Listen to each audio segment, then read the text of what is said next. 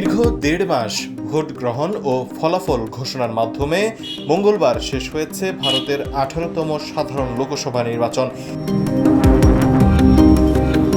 এই নির্বাচনে কোনো রাজনৈতিক দল একক সংখ্যাগরিষ্ঠতা অর্জন করতে পারেনি। লোকসভার ৫৪৩টি আসনের মধ্যে ক্ষমতাসীন বিজেপি ২৪০টি আর কংগ্রেস ৯৯টি আসনে জয় পেয়েছে। সংখ্যাগরিষ্ঠতা পেতে হলে এই ৫৪৩টি আসনের মধ্যে অন্তত ২৭২টি আসনে জয় পেতে হতো, কিন্তু সেটি হয়নি। তবে জোটের দিক দিয়ে সংখ্যাগরিষ্ঠতা পেয়েছে প্রধানমন্ত্রী নরেন্দ্র মোদীর বিজেপির নেতৃত্বাধীন এনডিএ। জোটটি মোট আসনের ২৯২টিতেই জয় পেয়েছে।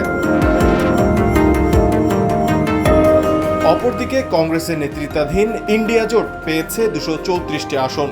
যেহেতু জোটের দিক দিয়ে বিজেপির এনডিএ সংখ্যাগরিষ্ঠতা পেয়েছে, ফলে তারাই সরকার গঠন করবে। প্রধানমন্ত্রী মোদিও তৃতীয়বারের মতো ক্ষমতা গ্রহণের ঘোষণা দিয়েছেন। তবে এগিয়ে থাকলেও ভয় আছে মোদির। এখানে একটি গেম খেলতে চাইছে কংগ্রেস। এনডিএ থেকে মাত্র ৫৮টি আসনে পিছিয়ে কংগ্রেসের নেতৃত্বাধীন ইন্ডিয়া জোট। ফলে তারা চাইছে বিজেপির সঙ্গে যারা জোট বেঁধেছে তাদের দলে ভিড়িয়ে সরকার গঠন করতে। কংগ্রেসের একাধিক নেতা বিষয়টি নিশ্চিত করেছেন। তারা জানিয়েছে মোদির জোটের শরিক দলগুলোকে নিজেদের জোটে যুক্ত করার চেষ্টা করা হবে।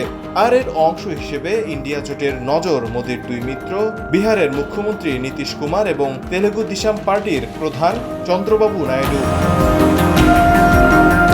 ভোটের ফলে দেখা গেছে নীতিশ কুমারের জনতা দল ইউনাইটেড বিহারের ১২টি আসনে জয় পেয়েছে।